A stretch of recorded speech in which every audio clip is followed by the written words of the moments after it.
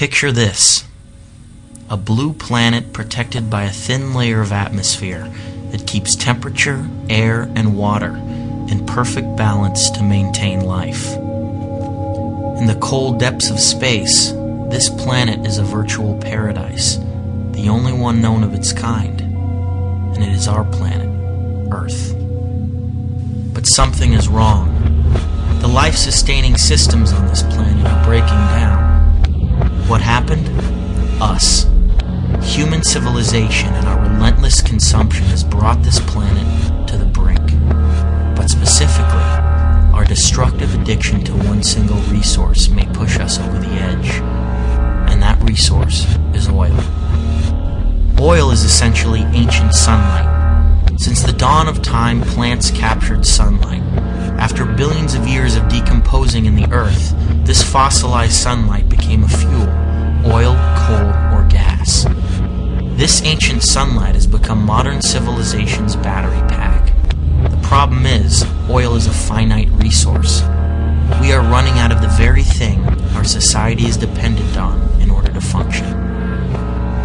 But worse, our burning of oil and other fossil fuels has dumped over 700 billion tons of carbon pollution into the atmosphere, as if it were a sewer. We are altering life on this planet as we know it. How? The accumulated pollution causes the atmosphere to trap more of the sun's heat. The Earth's surface temperature is actually going up. This is what is known as global warming. Warming, that almost sounds inviting. That in a world 20 years from now, we will all be living in a tropical paradise, where the extent of our problems will be pondering which SPF sunscreen to use. But don't be fooled. Thousands of climate scientists agree that global warming is not only the most threatening environmental problem, but one of the greatest challenges facing all of humanity. The 1990s alone have been the warmest decade of the entire millennium. Temperatures have already gone up by 1 degree Fahrenheit in the last century. Maybe that doesn't sound like a lot, but it is. It only took 4 small degrees to shift us out of the last ice age. When you turn on the TV and you hear about killer heat waves, extreme weather conditions, freak storms, drastic flooding of cities, rising sea levels, giant chunks of ice breaking off from the Antarctic, coral reefs bleaching out and dying, make the connection. It is global warming and climate change. In the face of this disaster, what have big corporations and politicians done about it? Unfortunately, not enough. The fact is they've gained too much money and power off our addiction to oil.